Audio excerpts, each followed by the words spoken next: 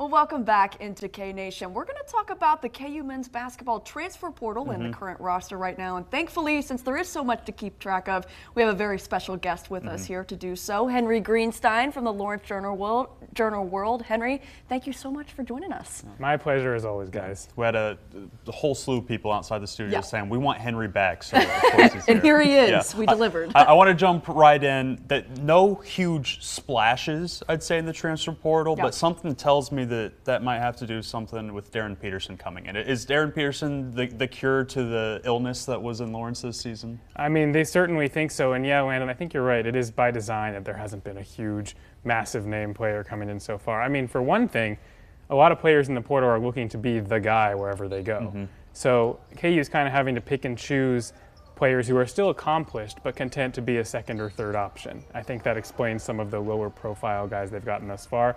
But also I think it's kind of a reaction to the past couple transfer classes and how taking these huge swings hasn't necessarily worked out for KU.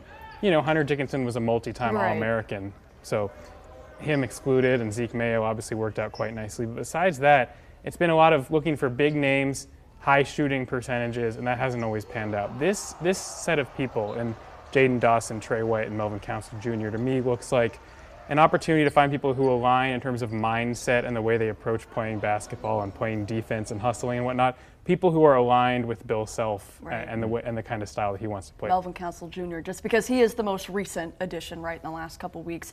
What do you know about him? What have you seen, whether that's floating around on social media, you know, watching things from back last season? What can people expect to see from this guy? Self says that he reminds him of Tyshawn Taylor. Yeah, it's an excellent comparison.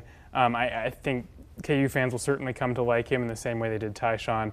This is a guy who's basically had to scrap for everything he's gotten in his basketball career. He started at Monroe Junior College, spent 2 years there, a year at Wagner where he led them to the NCAA tournament. They made the first four, won a game there, and then lost to North Carolina in the first round.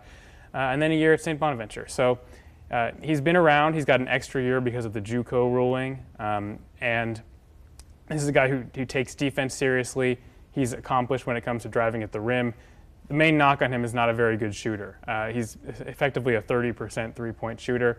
And that is one thing I think as we look to see what KU does next in the weeks and months ahead, they got to add some more outside shooting. A winner at the places that he's been as well. Trey White brings a lot of experience, a 6'4" combo stretch kind of guy. What do you like out of the Illinois transfer? Yeah, I expect them to end up using him at the 3 and 4, probably mostly the 4 the way things are panning out right now, which will be a little bit of a change when you're coming from having KJ Adams the last few years.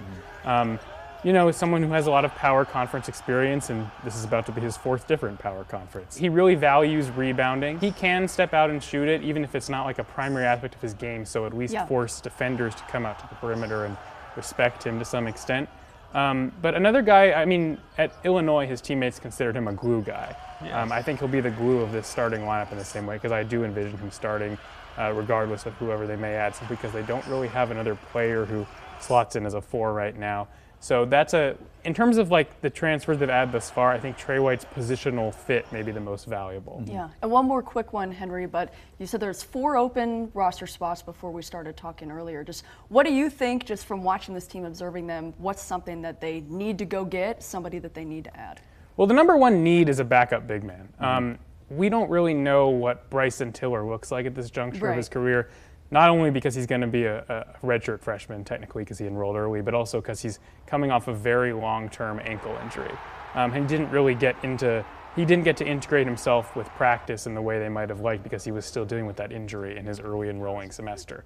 So with that in mind, you need someone to play minutes when Flory Badunga's on the bench. And Flory, a freshman last year, but still got in foul trouble at times, so definitely a backup needed. Need that help. Yeah, absolutely. Henry, thank you so much for joining us. Yeah, my pleasure.